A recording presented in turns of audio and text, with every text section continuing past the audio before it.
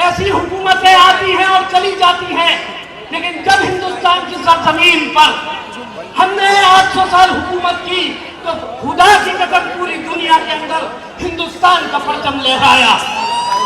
कभी हमारी जामा मस्जिद पर उंगली उठाई जाती है, कभी संबल की जामा मस्जिद पर उंगली उठाई जाती है, और कभी संबल के अंदर हमारे मुसलमान नौजवान भाइयों को शहीद किया जाता है। बिस्मिल्लाहिर्रहमानिर्रहीम। आराम से भाई, आराम से। नहमदुहु व नुसल्ली अला रसूलिल करीम। अम्मा बाद, स्टेज पर बैठे हमारे मौजूद मेहमान, ओखला विधानसभा की गलियों और कूचों से आए हुए मेरे नौजवान साथियों, बुजुर्गों, बच्चों और मेरी पर्दानशीन माओ बहनों, अस्सलामु अलैकुम व रहमतुल्लाहि व बरकातुहू।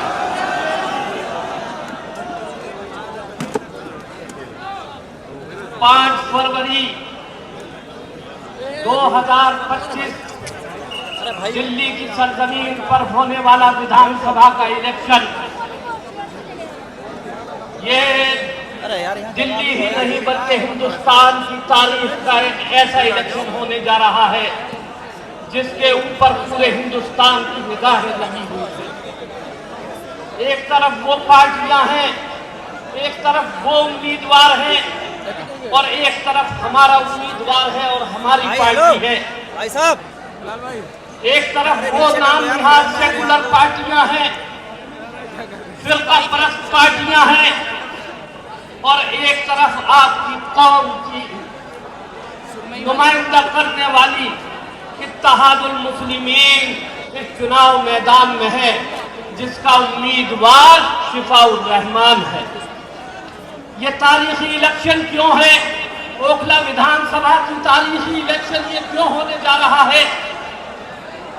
हिंदुस्तान के अंदर ओखला विधानसभा की मीडिया के अंदर इतनी चर्चा है कि दिल्ली की 70 विधानसभाओं की चर्चा नहीं है, लेकिन हमारे ओखला विधानसभा की चर्चा है और हमारे कैंडिडेट शिफाउर रहमान की चर्चा है। उसकी क्या वजह है? मेन स्ट्रीम मीडिया में और सोशल मीडिया में आज शिफाउर रहमान क्यों छाया हुआ है?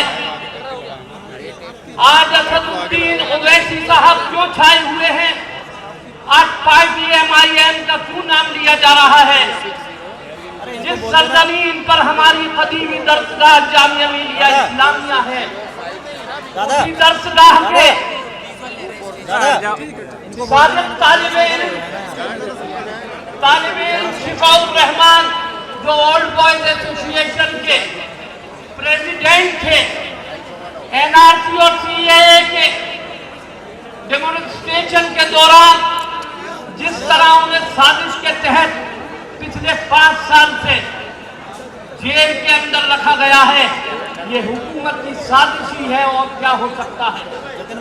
तरह तरह के मसाइल हमारे सामने खड़े किए जाते हैं।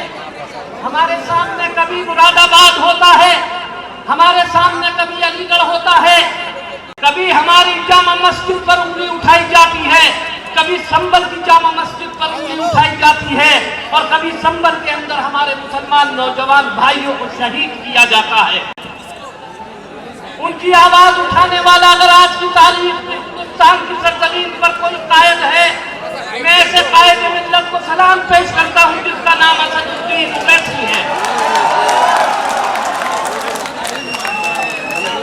हमें इक़्तिदार नहीं चाहिए, हमें इक़्तिदार के हम भूखे नहीं हैं, हम इक़्तिदार के लालची लोग नहीं हैं। हमें तुम क्या इक़्तिदार दोगे जिनके बुजुर्गों ने हिंदुस्तान की सरजमीन के ऊपर मुसलसल 800 साल हुकूमत की हुई? उनकी तारीख गवाह है, उनकी तारीख आज ये बताती है। अगर हमारी तारीख को देखना है तो दिल्ली की सरजमीन पर लाल किले को देख लो। अगर हमारी तारीख को जानना चाहते हो तो आगरा की सरजमीन पर खूबसूरत ताजमहल देख लो।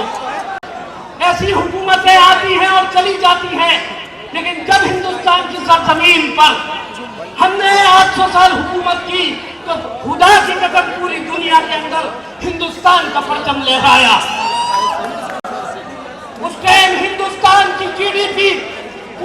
दुनिया के अंदर सबसे अव्वल नंबर पर थी।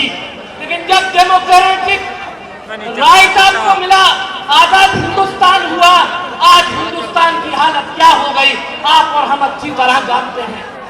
आज एक ऐसी पार्टी सत्ता में मौजूद है जो नफरत करती है, जो भाई से भाई को लड़ाती है, जो हमारे मुसलमान नौजवानों पर जुल्म और सितम करती है। कभी मुसलमानों की लिंचिंग होती है, कभी मुसलमानों को गाय के नाम पर शहीद किया जाता है, कभी मुसलमानों की दाढ़ी के नाम पर शहीद किया जाता है। क्या आप ऐसी पार्टियों को वोट देने का काम करेंगे? मैं दिल्ली के मुख्यमंत्री केजरीवाल से सवाल करता हूं कि जमुनापार के इलाके में जब मुसलमानों का कत्लेआम हो रहा था तो एक केजरीवाल तुम कौन से शीश महल के अंदर बैठे हुए थे? तुम्हें जवाब देना होगा। मैं दिल्ली के जो है कांग्रेस पार्टी के नुमाइंदों से पूछना चाहता हूं, जब मुसलमानों पर दिल्ली की सड़कों पर जुल्म और सितम हो रहा था तो कांग्रेस पार्टी उस वक्त कहां थी? माजरत के साथ कह रहा हूं, तो तकलीफ है तो मैं बात खत्म करें। मैं अपनी बात को खत्म कर रहा हूं इस शेर के साथ, खामोश मिजाजी तुम्हें जीने नहीं देगी, इस दौर में जीना है तो कोहराम मचा दो। और 3 अल्फाज और कह रहा हूं, पिछले 75 सालों से सेकुलर पार्टियां जिस तरह हमें वोट बैंक समझती रही, वो हमारे लिए वादे करती हैं लेकिन उन पर पूरा नहीं उतरती।